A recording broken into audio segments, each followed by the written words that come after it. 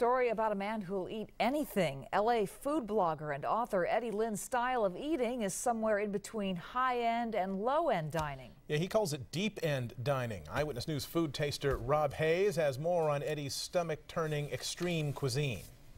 All the crazy things I eat, you can blame on my mother. Head cheese, grasshoppers, fugu, even pig ears. She started me off at a very young age. The first dish she ever served me was steamed pig brain.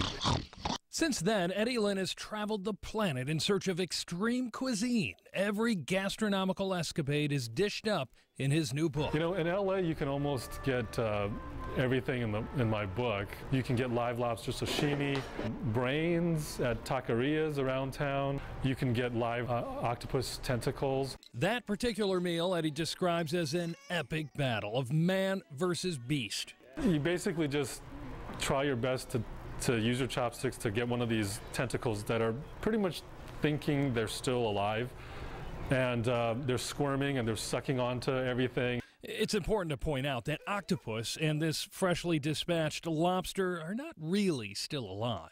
It is technically dead.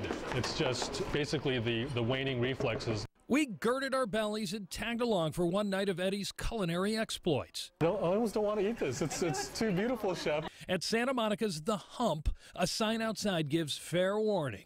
If you like your food fresh, then you will love live lobster sashimi. But it's also about sustainability and using the entire animal. That lobster made a return appearance in a steaming bowl of miso soup. My mouth is exploding. Eddie blogs about his extreme style of eating on deependdining.com. Oh my God, oh my God. And points out that food is a very personal experience. Other cultures perceive some American dishes, like lime green jello salad, just as revolting as we see Italy's casu marzu, a.k.a. maggot-infested sheep milk cheese. Back at The Hump, Chef Yamamoto is on to the next dish, cod shirako. Shirako is the polite way to say semen sack, which is rumored to have special powers. I already feel stronger. Yes, I do. Next course? So this is the live eel sashimi. Well, at least it was alive. Minutes later, the meat melts. It's so fresh it melts. Just downstairs at Typhoon, Eddie devours a so-called 1,000-year-old egg, then finishes things off with a scorpion. There it is.